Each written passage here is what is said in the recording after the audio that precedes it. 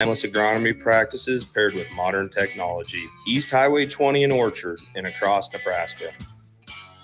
Tune in to the Malone Radio Show from 9 to 10 p.m. every Sunday night to learn more about the Malone Center's goal to eliminate multi-generational poverty in Lincoln.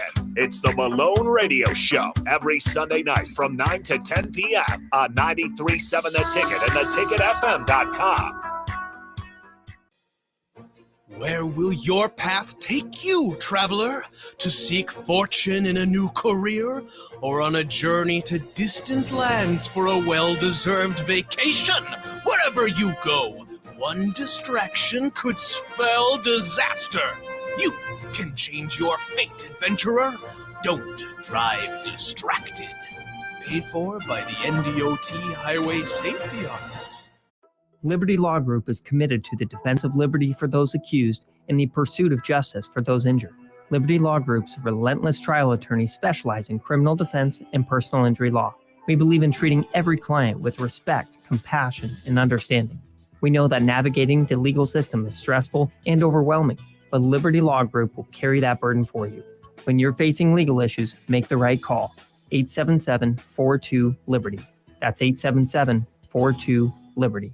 Hi, Sean Callahan here for Coppell Chevrolet GMC, and we have some really big savings for you right now. Our new crossover sale is underway. New Terrains, Equinoxes, and Trailblazers starting at $23,290. That's right, $23,290. Also, we've continued our huge Sierra and Silverado truck sale with over $10,000 off new pickups. You heard right, over $10,000 off list. Coppell truly has a small town feel with big city deals. We're right down 144th Street or at CoppellCars.com. Stock numbers G260980 and C119824. Hi everyone, Kendall Warnock, A1 Automotive in downtown Lincoln. The last few years have been wild, but we've been here for you through all the ups and downs, and we'll be here for you when you need us the most, for all your travels and for your day-to-day driving. With winter conditions causing problems all over town, the last thing anyone needs this year is constant car troubles. Let us help you drive in peace and make sure you drive to work and to winter destinations safe. A1 Automotive, 11th and L Street downtown, always honest answers.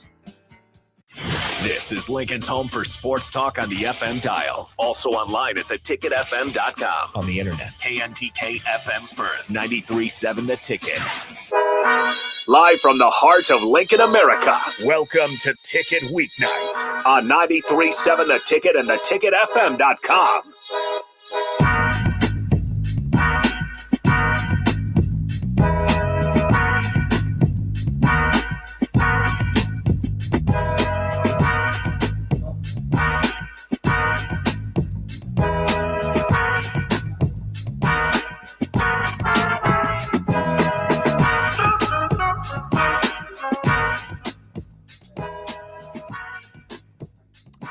Doing well. I'm excited for this one. That's good. So today we're going to mostly do Big Ten Power talk, and then we're going to end up with the baseball here. So I want to end the show on that. But first, we're going to do Big Ten Power Rankings. Anthony releases Power Rankings every week for the Big Ten teams, ranks them all. But it's changed a little bit. But so we're going to start bottom to top. Anthony, give me your bottom.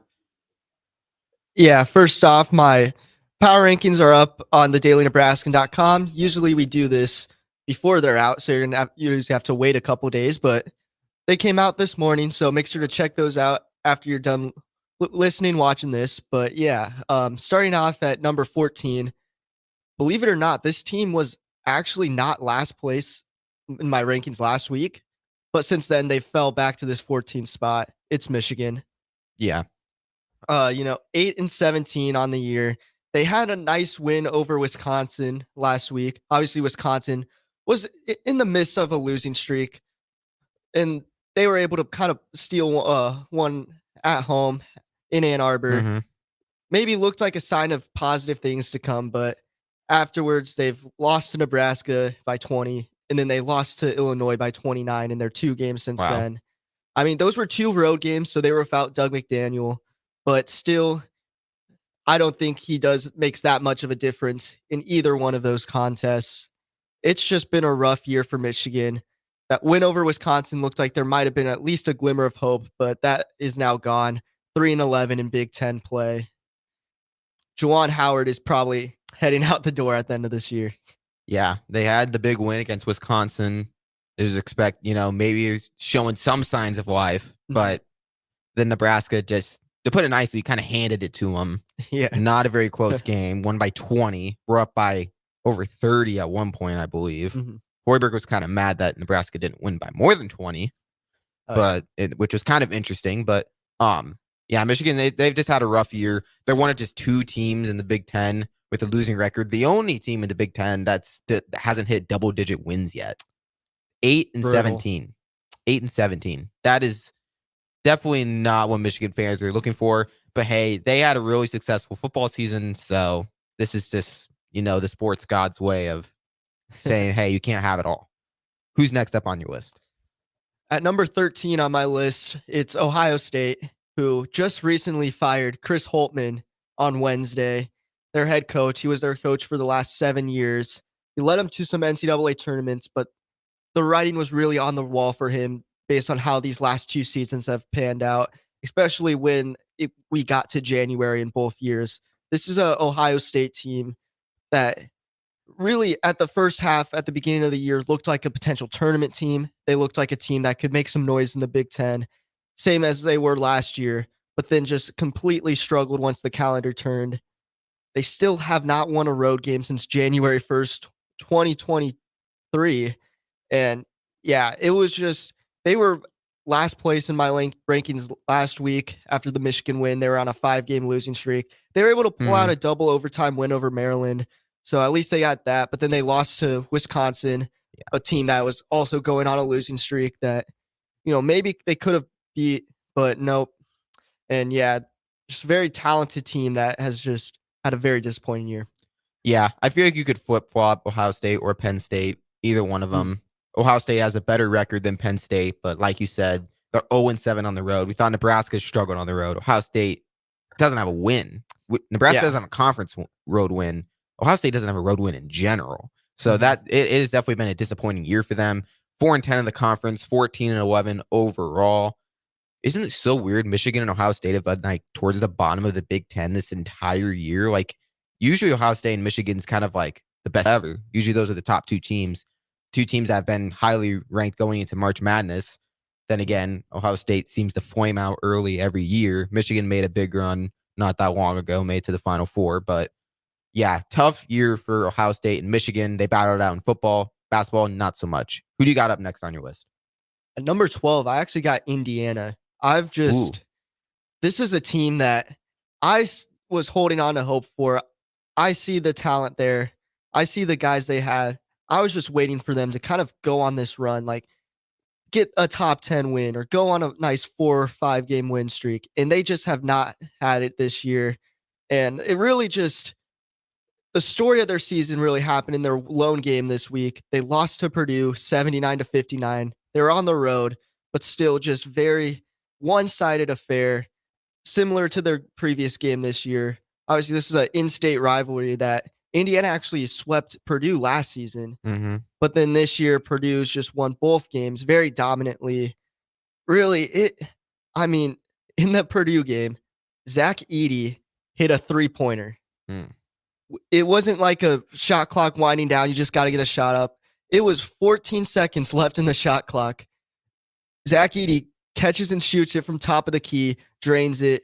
I bet a lot of fans done this already, but I'm sure most Indiana fans just turned the TV off at that point in the second half. Yeah, Nebraska beat Indiana at home earlier in the season. Gonna get a chance to beat Indiana on the road. That's probably the toughest game left on the schedule, either that or Minnesota at home. But then again, that's at home, so you'd think that'd be an easier game for Nebraska. So Indiana on the road might be the toughest game left, which is so weird, though, because you have them third to last, which is just crazy because it's Indiana could be third to last, or, they could be they could be 7th or 8th in the Big Ten. It's all just a clump right in there. When I'm looking at this, there's how many teams? 1, 2, 3, 4, 5, 6 teams with 6 wins in conference play. 6. And then there's one with 7, which is Nebraska, 7-7. So they're just so evenly dispersed in this bottom of the Big Ten that honestly trying to like distinguish them is probably a losing battle because you rate one above the other one week and then the other one's just gonna maybe look great the 1 week, but then they're just back to their normal selves the next week. It's so hard to rate these bottom barrel teams, in my opinion. Indiana, that's a little low in my opinion for Indiana, but then again, they haven't been that good this season.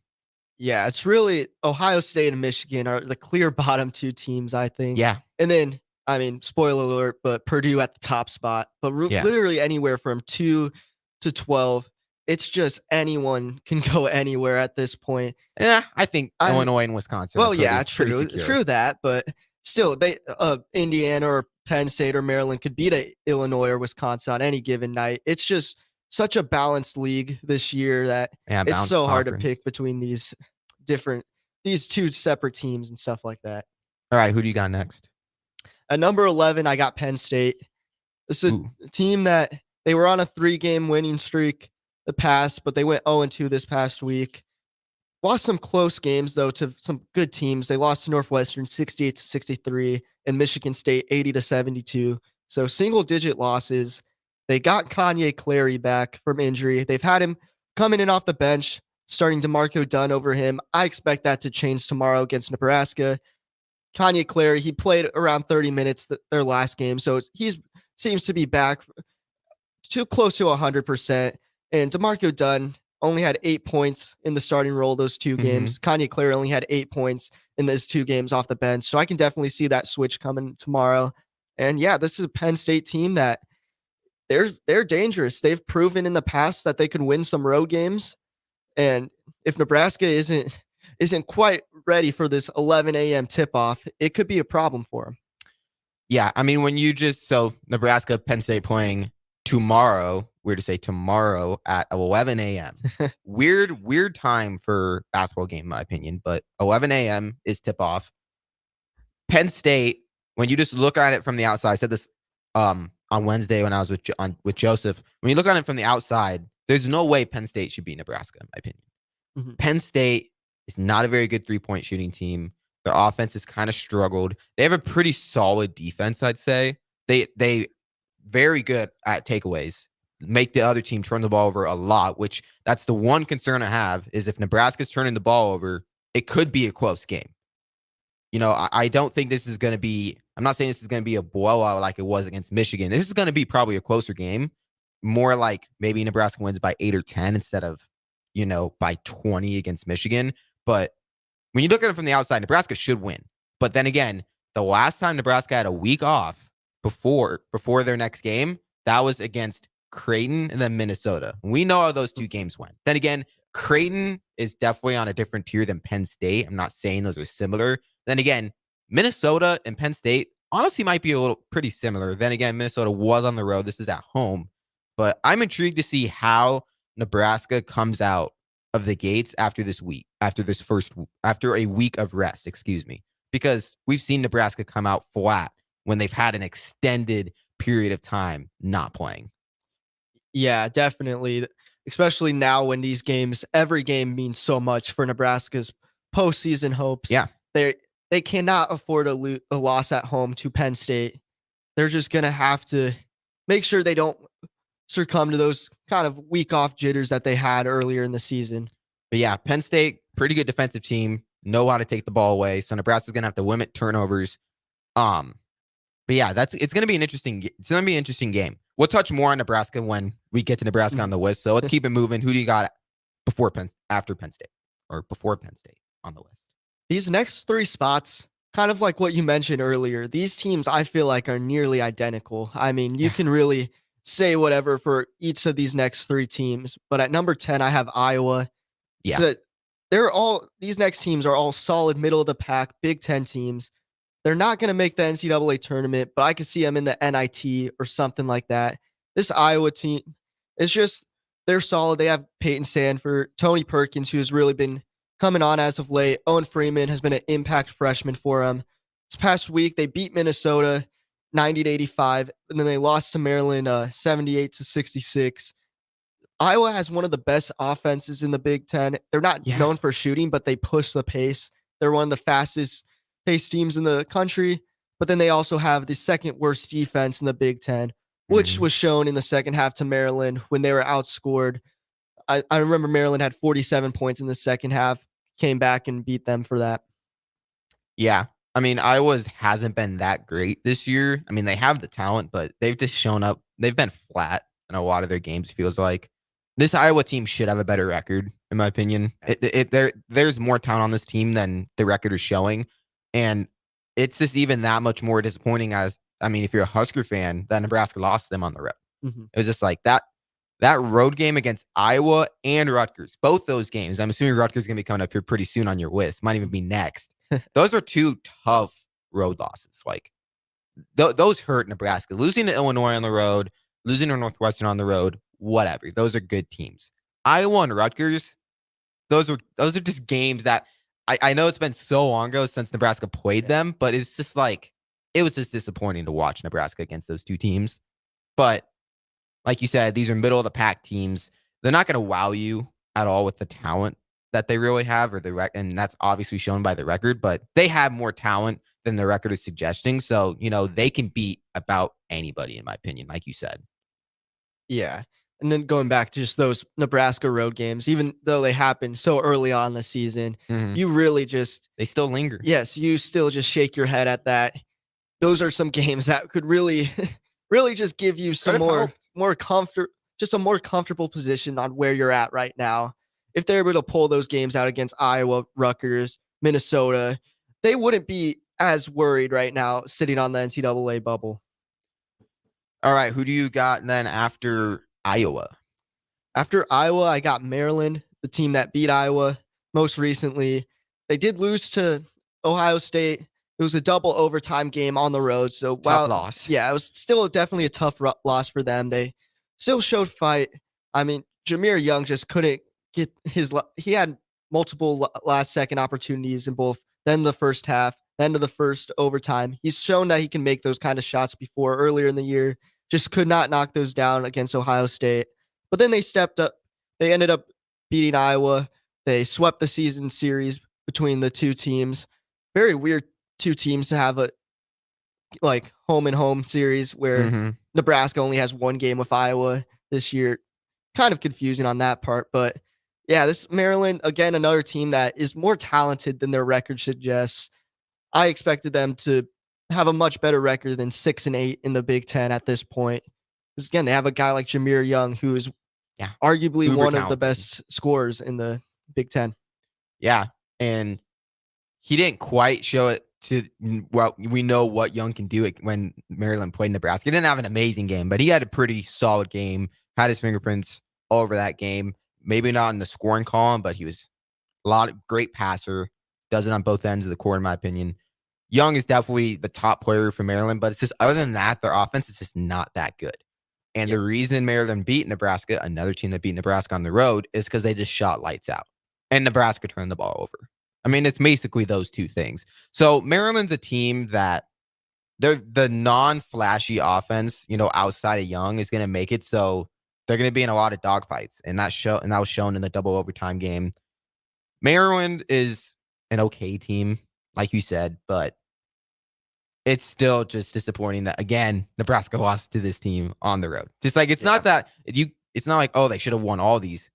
At least win one. Exactly. One of the three of Maryland, Iowa, and not Minnesota. Or was it Minnesota that I was talking about? Yeah. Minnesota, Rutgers, any one of those 4 games, really. Yeah. Yeah. But who do you got after Maryland? At number 8, I got Minnesota. Mm-hmm. They lost to Iowa earlier in the week, and this one kind of proved me better, as I had to submit this at a deadline on Thursday. So this was before the Purdue game, and they were very competitive that game. They were actually leading in West Lafayette at the half. Ended the first half on a 21-5 run. Boilermakers were able to pull out the win in the second half. That was definitely too close to comfort for them, especially just the talent that they've had and just the run they are on right now, being at home too. So just a whole lot of fight in this Golden Gophers team.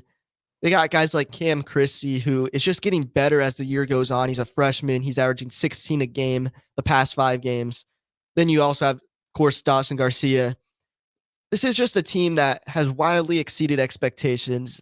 A lot of people were expecting them, including me, really, to be Bottom. last in the Big Ten, towards the bottom of that. And I think season ends today. They're definitely an NIT team, and that is certainly something to be proud of for Minnesota. Yeah, and I mean, and to be honest, they might even be on the tournament bubble. Honestly, I mean, not 15 and 8. not sitting like if it would end right now, they wouldn't make the tournament. But like I said, if they finish out the year, close out the year strong, do well in the Big Ten tournament, Minnesota could be fighting for an NCAA tournament spot. So Minnesota definitely a team got to give some credit for, and I think that the Minnesota game at home it's one of the toughest games left. Then again, the reason you should be confident as a Nebraska fan is because it's at home. You don't even have to look at the opponent at this point. If Nebraska's at home, they should win it because they've won like every game at home besides the Creighton game. So, but yeah, Minnesota is a scrappy team, and they will physically dominate you, which is, in my opinion, kind of the reason Minnesota won on the road against Nebraska was they just seemed like the more physical team down low. We'll have to see how with the bigger lineup that Hoiberg's using right now, we'll see if that does better against Minnesota when they play Minnesota at home coming up. Who do you got after Minnesota? After Minnesota, I have possibly the hottest team in the Big Ten other than Purdue, Rutgers. 4-game winning streak. Jeremiah Williams has completely revived the Scarlet Knights. He's an Iowa State transfer that missed the first 20 games of the season due to violating the NCAA gambling policy. You had that string of Iowa and Iowa State athletes this past summer, such as Aaron Eulis for Nebraska, kind of get caught up in the things. He was reinstated, and he's played 4 games for the Scarlet Knights, averaging 14.3 points per game. He won Big Ten Player of the Week. Yeah. And 4-game winning streak for Rutgers. They're beating better teams as they go on too. They started out beating Michigan, then they beat Maryland, then they dominated Wisconsin, which again, Wisconsin, who is at the end of the losing streak now, but still very, very convincing win. And then they just beat Northwestern the other night. So just very, very surprising team right now. A team that I didn't expect to be putting up this big of a fight at this point in the season. But yeah, they're on a winning streak, 4-game winning streak. So it makes sense they kind of jumped up the rankings. I would definitely say I would still have Minnesota above them just because I feel like Minnesota is the better team. Rutgers, Nebraska played its worst game of the season by far against Rutgers, and Rutgers barely beat Nebraska. So that is one reason I still don't feel like this Rutgers team is that great. Then again, that was a while ago. Rutgers is on kind of a run, so it makes sense. You put them in that position, but they're going to need a special run if they're going to make the NCAA tournament. Yeah, I see some people having them not on the bubble yet, but in consideration for that. Mm-hmm. And I'm just not quite there yet. I mean, 14-10 on the year, 6-7 in Big Ten play. Yeah. They're definitely going to have to get some more wins down the stretch. But hey, they play Purdue in 2 games. I mean, if they pull that off, if they beat Purdue, then they definitely would be on the bubble, almost getting in. So with that, we're going to throw out the break. When we come back, we're going to get the last 6 teams. I believe we just have 6 teams left in the rankings. All teams that seem like, I don't want to say tournament locks, but seem like teams that are destined to make the NCAA tournament.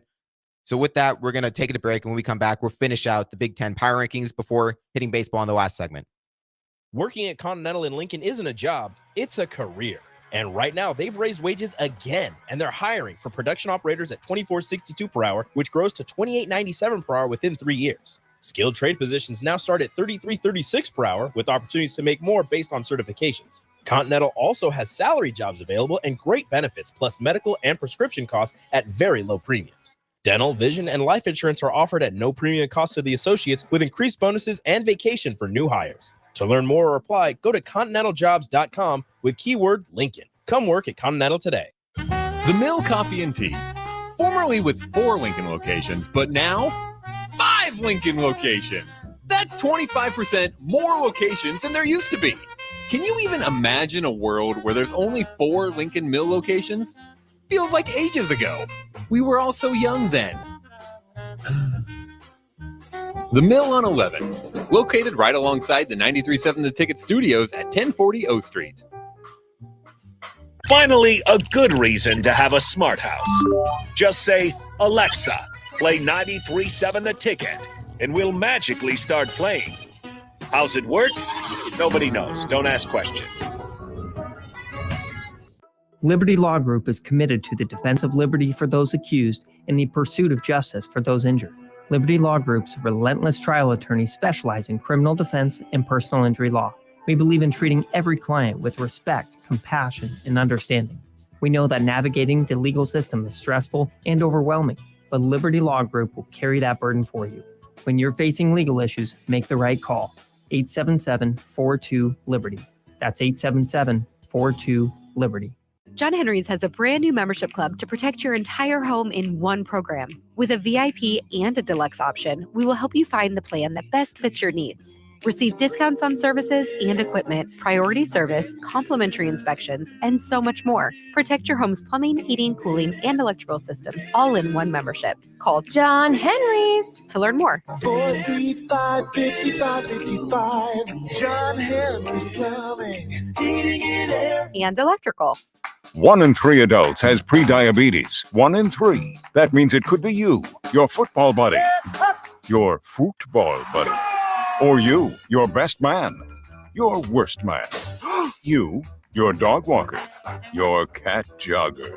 While 1 in 3 adults has prediabetes, with early diagnosis, prediabetes can be reversed. Take the risk test at doihaveprediabetes.org. That's doihaveprediabetes.org.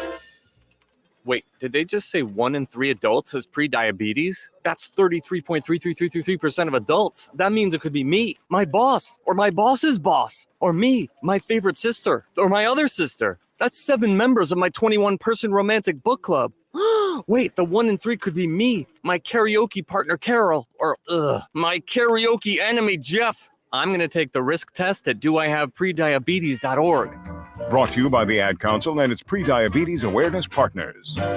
The Omaha Supernovas are back in action this Sunday, February 18th versus the Orlando Valkyries at the CHI Health Center in Omaha. The Mullen Motors pregame show with Derek Pearson and Renee Saunders starts at 7 p.m. with first serve at 8. Make sure to tune in to the next Ag Appraisal and Realty postgame show right after the match ends. Catch all the action on your flagship station, 93.7 The Ticket, and statewide on the Supernovas Radio Network.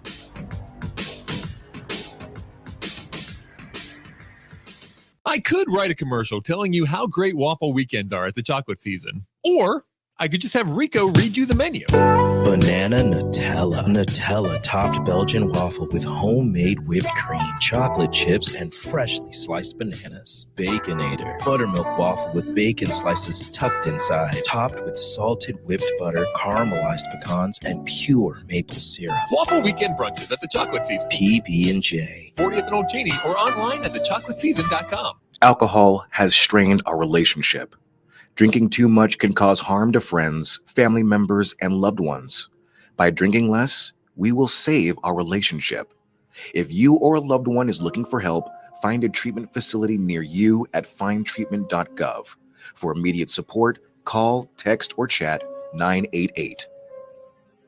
Brought to you by Nebraska DHHS in partnership with SAMHSA. Old School with DP&J. Do you think it's too early to talk about Patrick Mahomes as the greatest of all time? You know, to be honest with you, I think he might be on ahead of the pace. It was definitely on pace, maybe ahead of the pace. I think right now everything that he does is going to get overblown, and I think people so quickly forgot the 20-year run of the Patriots. Not 5-6 years, 20-year run of Tom Brady and the Patriots. On 93.7 The Ticket and theticketfm.com. Back to The Ticket weeknights on 93.7 The Ticket and theticketfm.com.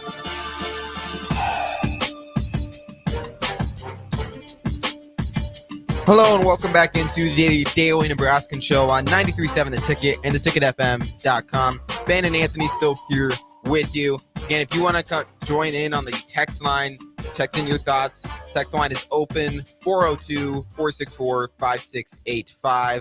With that, we're going to continue our Big Ten power rankings. We have the top 6 teams left, all teams that seem like a pretty good shot they're going to make the tournament. Definitely the top 3. After that, it might get a little dicey. Northwestern seems pretty walked into that as well after they beat Nebraska. But with that, who do you got at 6? At number 6, I have Wisconsin. I still have teams like Nebraska above them, just because Nebraska did have that win over Wisconsin. Looked a lot better then than it is kind of looking now. But Wisconsin is still a tournament lock, and they were able to get out of their 4-game losing streak against Ohio State. Still, it was by 8 points. Yeah. It wasn't the best game they could have had, especially going against an Ohio State team that was 24 or 48 hours away from firing their head coach. Yeah. And it was also a home game, their historic road struggles. So that's really why I have them behind Nebraska, behind Northwestern, but still, they're definitely a tournament lock. And yeah. Yeah. I remember sitting in the same chair about like a month ago saying that Wisconsin's the best team in the Big Ten. And then like something just happened. 4-game losing streak. Lost to who did they all lose to? Lost to Nebraska, obviously. Lost to Purdue. What were the other 2 losses? Michigan and Rutgers. Okay, yeah. I knew the Michigan and forgot about Rutgers. All right, yeah. The Nebraska one, that was just tough because they had a big lead in PBA. Could have been the first team since Creighton this year to beat Nebraska at PBA. Weren't able to get it done. Not a terrible loss for Wisconsin, but definitely deflating. Losing to Purdue is never a bad defeat. I mean, when you're Wisconsin, you're trying to fight for the top spot. Definitely not a great, no loss is a good loss, but when you lose to Purdue, it's not that big of a deal. But man, Michigan, that one was rough. And then Rutgers. A team like Michigan makes a little bit sense to me because Michigan's a team that, I feel like the talent is kind of there. This is a team that can get hot from the 3-point line. So that kind of makes sense to me. But Rutgers? How does Rutgers beat Wisconsin? The Jeremiah Williams effect. I guess. 18 points, but yeah, it was just a complete dominant game from Rutgers. Yeah. Wisconsin just didn't look there. It was a wire-to-wire win for Rutgers. They never trailed. They had guys Which is crazy. Yeah, they had guys like Clifford Amory had 13 points, 13 rebounds, and then 8 blocks. Like 8. Wisconsin just couldn't get anything from anywhere. They couldn't hit from 3. They had problems in the paint with guys like Clifford up there. So yeah, it was just a very surprising game. Yeah, I was saying that Wisconsin's a better team than Purdue, and I'm not going to say you're wrong putting Wisconsin in the bottom of the top 6 teams because they just haven't been that good lately. If I was going to say who do I actually think is top 6 teams, I'd probably have Wisconsin 3rd. But like for power rankings when it's on momentum, that makes sense. You have them 6 because they just haven't been that good lately. Who do you got next, right ahead of Wisconsin? At number 5, I have Nebraska. They only really didn't have much to go off of for this week since they had the nice week off. Hey, big win over Michigan. Yeah, huge win there. But so that was really the only game I was going off of, or I could really go off of that is new. But they took care of business there. Even if Fred Hoiberg wish they would have won by more than 20, you still can't be mad at a game like that. And yeah, again, the big thing with Nebraska has been their ability to win at home and their ability not to win on the road. Yeah, Nebraska's a tough team to rank. Yeah, but I feel like going forward, they're going to need to win at least one road game. Oh yeah, through these last six games if they want to make the tournament. Nebraska can't afford to drop. They have 3 road games left, correct? Yeah, they can't afford to drop all 3. Yeah, at least 1 and 2 at the very least. You have to get one of them. There's no way you can lose to Michigan on the road. Indiana on the road. Then what's the is it Ohio State? Ohio State. Okay. Yeah. You can't lose all 3 of those on the road. That would just, especially Ohio State and Michigan, those are like the 2 bottom teams in the Big Ten. Exactly. And that's why I'm optimistic going forward. Because while yes, Nebraska is 0-7, they are looking better. The first half of the Northwestern game, that was rough. Mm-hmm. The second half, they at least showed some fight, some resilience. And then the Illinois game, through and through, was a great effort by them. Yeah. It just seemed like, that Northwestern game, that's a tough environment to play in. Yeah. First of all, like Northwestern at home is like, I want to say it's a very similar environment to PBA. Mm-hmm. I just want to say like Northwestern at home is 13-1. Nebraska's 15-1. Like Northwestern is a tough place to go. That is a tough place to go into and try to win at. Okay. Mm-hmm. So I was saying that Northwestern is probably the easiest game to get out of that, 3-game stretch of Wisconsin, Illinois, Northwestern. It was actually probably Wisconsin at home and then Illinois. Just because Illinois was a little flat going into that game. Northwest, it's just such a tough such a tough place to play at. Illinois game, it just seemed like Nebraska heading in that Northwestern game, they just spent all their energy beating Wisconsin, keeping it so close against Illinois that they just didn't have any fight left in that Northwestern game. Yeah, it was a rough stretch for them. Their third game in 6 days. All against top caliber Big Ten teams. Yeah, it was a tough stretch, and you said it best. I mean, they really did use all that energy. I mean, the first 2 games were overtime games as well. Yeah.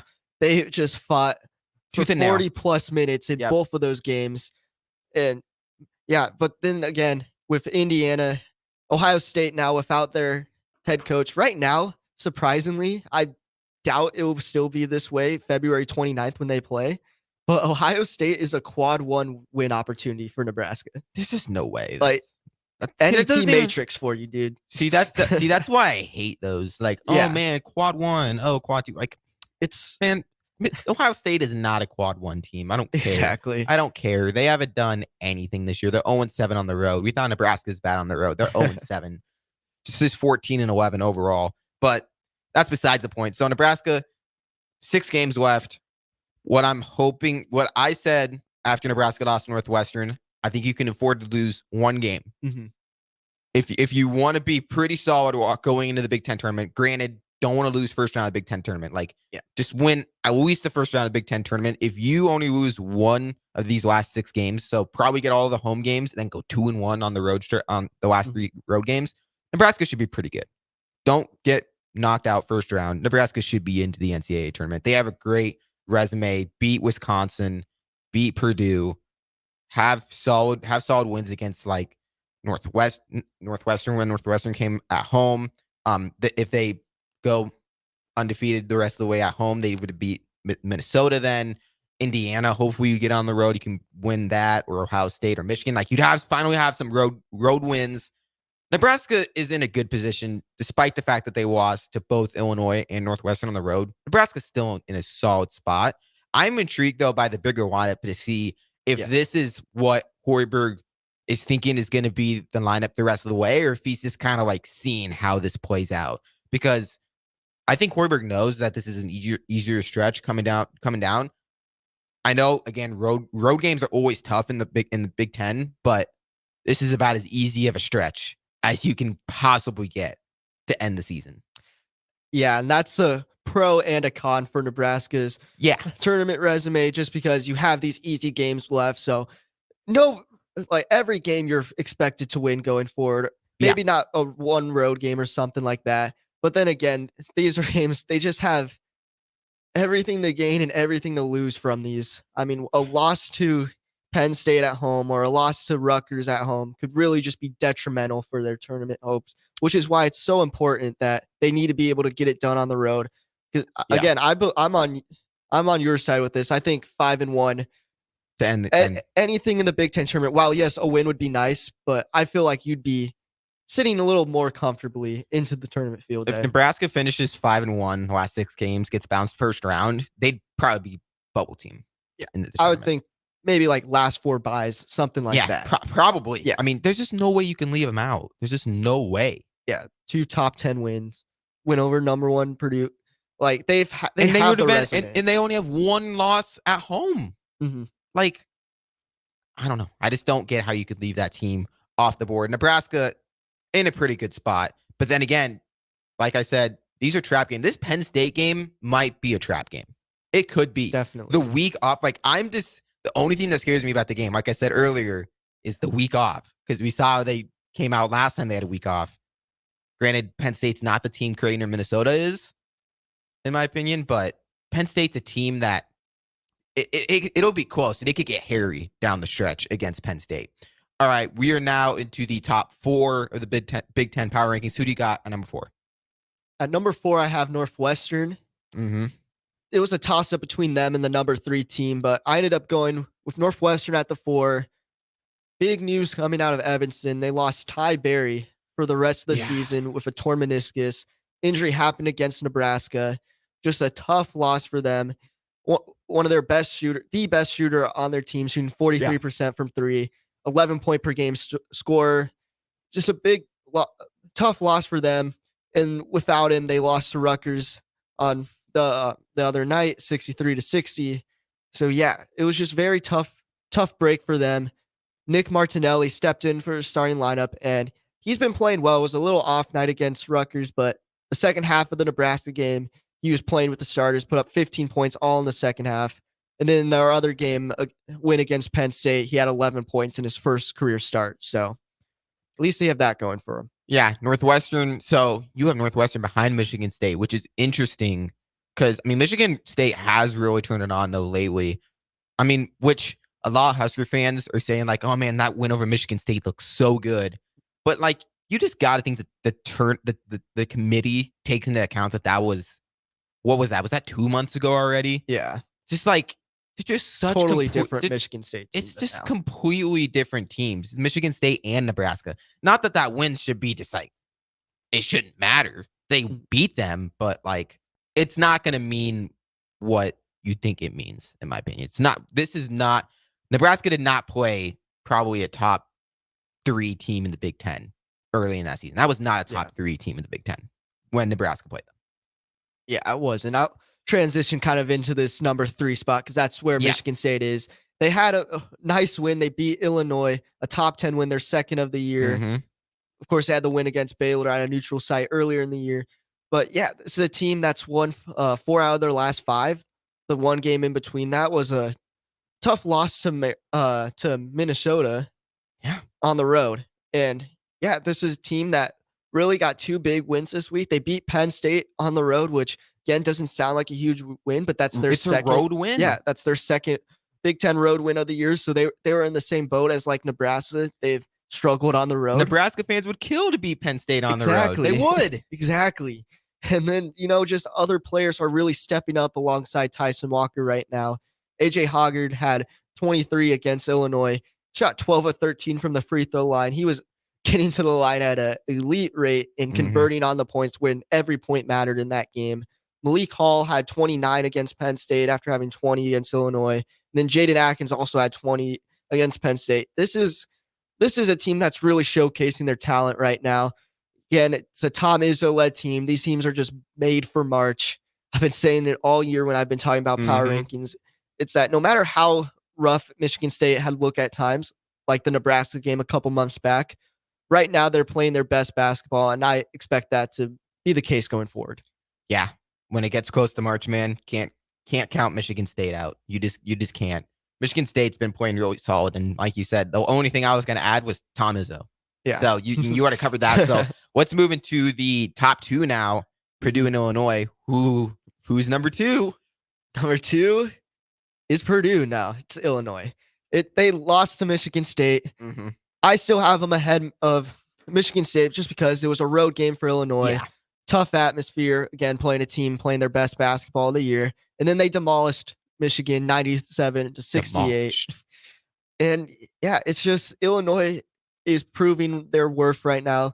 There's second in the Big Ten, 9-4 record. I guess, yeah, Wisconsin's 9-5, so they have the slight advantage on them. But Terrence Shannon Jr. had a fantastic week, 28 points against Michigan State, 31 against Michigan. And when you have guys like Marcus Domask, Coleman Hawkins, Quincy Guerrier, Ty Rogers, like at least 1 or 2 of those guys are going to show up alongside Shannon in every game, which really pulls the game in favor of the Fighting Illini. Yeah, Illinois has been a solid team. I don't think they're like a great team, like one of the top 10 teams in the country. They were getting close in the rankings. They might have been. Were they top 10 ranked? They were 10th when they played Michigan State. So they're definitely a top 25 team in the nation, but I don't think Illinois is a team that could really make a run in the Big Ten tournament. I mean, not Big Ten tournament, NCAA tournament. Yeah, especially where they're at right now. They're probably in maybe trying to get in that 2 seed range. I see them more realistically in a 3 or 4 seed. So maybe definitely first round. I don't see them as a team that gets upset right away, but playing against a 5 or 6 seed in round 2, I can definitely see one of those teams prevailing. I mean, I'm honestly more confident Michigan State can make a run than Illinois. I mean, they have Tom Izzo. That's really all you need. Yeah, I mean, and they have talent. Yeah. I'm interested. What do you think about Wisconsin being able to make a run? Do you think Illinois or Wisconsin has a better chance? Right now, I think Illinois still. I think Wisconsin, obviously going through a rough patch. Mm-hmm. They're going to shake that off by March. You think? I would think. But yeah, just going on the team. AJ Storrs, great player. Mm-hmm. You know, we got guys like Tyler Wall, Chucky Hepburn. They're a great player, but then you've seen it in the past against teams like Rutgers, against teams like Michigan State. They don't match up well sometimes. Yeah. Whereas I feel like just the sheer star power that Illinois has with guys like Shannon Jr. and Marcus Domask, I would rather take those two guys over AJ Storr and Tyler Wall. Yeah, it'll be interesting to see what team out of all these top 6 teams that should make the tournament. Seems like 6 teams from the Big Ten are going to make the tournament, maybe 7, if a team like Minnesota goes on a run. But it's going to be interesting to see. And the almighty number 1 is Purdue. Yep. 9 games in a row. 9-game winning streak ever since the loss to Nebraska. Had easy win over Indiana. Beat Minnesota. Again, a little too close for comfort at home, but nothing to be too worried about. Zach Edey has had a double-double in every game since the Nebraska game, at 26 and 13 against Indiana. And then you have guys like Braden Smith, who is having just an outstanding year. Mm-hmm. He is a 6-foot guard, and he put up 16 points, 8 rebounds, and 9 assists against Minnesota. He has been flirting with a triple-double multiple times this year. I wouldn't be surprised if he ends up getting one before the season ends. And they're contending with UConn right now for the top overall seed come March. I think UConn has less losses than them, but Purdue is leading the nation with 9 quad 1 wins. And it's a team that obviously they've had this success in years past and have also kind of ended their seasons in embarrassing fashion in March. You think? But, maybe this is the year they turn things around. Zach Edey's going to win National Player of the Year again. I don't know. He didn't look very good against Mast. Big Ten tournament. If Nebraska and Purdue play, that would be a fun game. It's going to be an all-time battle against Mast and Edey. I mean, it's not even really a debate. Purdue's the top team in the Big Ten. Maybe the top team in the nation, which is why that win for Nebraska is so big. It's not the fact that Nebraska just won. They won in convincing fashion. Oh, yeah. Convincing. The Wisconsin game, that was a close game. Maybe a little bit of luck was on their side. That Purdue game, Nebraska just completely outplayed them. They completely outplayed them. But with that, we got to throw it to break. When we come back, we're going to finish with some baseball talk. Spring ball is finally here for baseball. We're now getting into the thick of it. Maybe not the thick of the season. We're starting the season out. Mm-hmm. So with that, we're going to throw it to break. When we come back, we're going to get some Husker baseball talk right here on 93.7 The Ticket and theticketfm.com. The Stars host the Sioux City Musketeers for the first time this season next Friday at 7:05 at the Icebox. Both teams will be wearing specialty uniforms, and Lincoln's jerseys will be auctioned off after the game, with proceeds heading to the Aubrey Brown Club to benefit families who have lost a child far too soon. Lock in your tickets now by heading to lincolnstars.com or by calling 402-474-7827. The Omaha Supernovas are back in action this Sunday, February 18th versus the Orlando Valkyries at the CHI Health Center in Omaha. The Mullen Motors pregame show with Derek Pearson and Renee Saunders starts at 7 p.m. with first serve at 8. Make sure to tune in to the next Ag Appraisal and Realty postgame show right after the match ends. Catch all the action on your flagship station, 93.7 The Ticket, and statewide on the Supernovas Radio Network.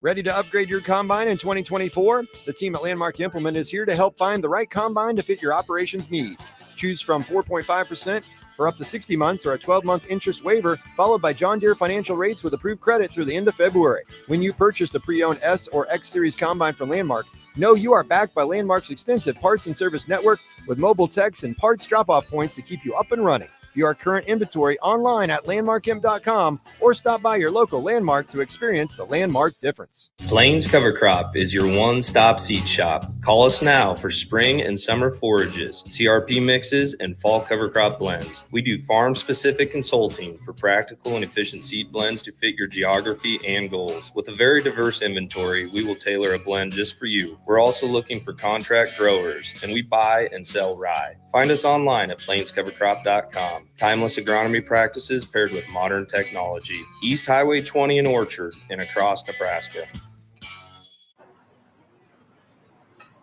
A smoke-free environment is the only way to fully protect from the dangers of secondhand smoke. That's why smoke-free policies are so important to me. Whether it's in my car, apartment building, or when I'm dining outdoors, there's no place for secondhand smoke or e-cigarette aerosol. Breathe easier knowing the facts. Visit smokefree.ne.gov. Paid for by Tobacco Free Nebraska. Aired with the Nebraska Broadcasters Association and this station. 93.7 The Ticket, Fox, KFXL weather. Brought to you by Bryant Air Conditioning, Heating, Electrical, and Plumbing. Your Lincoln forecast for today, a chance of snow this morning, then mainly cloudy and breezy. We'll see an afternoon high around 33. Tonight, decreasing cloud cover, but it will be cold. We'll see a low around 18. And tomorrow, sunny skies return. See a high around 40. Meteorologist Kyle Klecker for 93.7 The Ticket and theticketfm.com. Victor deployed for the first time to Afghanistan in 2003. At 4 a.m, my phone rang. They said, "I regret to inform you that your husband was wounded in action." Victor sustained a moderate traumatic brain injury. I was doing school full-time, and I was also then caring for Victor. One of the most important elements of caregiving is taking care of yourself. I just didn't want to forget that I also had goals and that I also had a life. What I did is I challenged Victor to meet me halfway. There are almost 6 million military and veteran caregivers across the nation. We have our own journey, and we can fulfill that journey at the same time that we are helping our loved one. Visit aarp.org/caregiving for a free military veterans guide to navigate your caregiving journey and better care for your loved one and yourself. Brought to you by AARP and the Ad Council. Hi everyone, Kendall Warnock, A1 Automotive in downtown Lincoln. The last few years have been wild, but we've been here for you through all the ups and downs, and we'll be here for you when you need us the most. For all your travels and for your day-to-day driving. With winter conditions causing problems all over town, the last thing anyone needs this year is constant car troubles. Let us help you drive in peace and make sure you drive to work and to winter destinations safe. A1 Automotive, 11th and L Street downtown, always honest answers. Sandhills Global is hiring. With their fast-paced, growing culture, they have hundreds of new openings in sales, marketing, traveling support, software development, web design, and more. Full-time roles offer a 4.5-day work week, along with flexible internships in most areas. Career and internship opportunities are available at our global headquarters in Lincoln, Nebraska. Find your fit today at www.sandhills.jobs.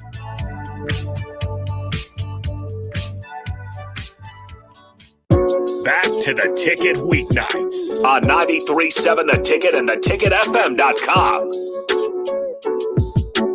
Hello and welcome back into the Daily Nebraskan Show on 93.7 The Ticket and theticketfm.com. Ben and Anthony are here with you for one last segment. It's going to be short, but we're going to cover some Nebraska baseball. Baseball started its season today, beat Baylor 4-1. Not a high-scoring contest at the beginning of the game. Nebraska able to pull out late in that game, able to get the victory over Baylor. Once again, they won 4-1. Anthony, what was your kind of biggest takeaway from the game?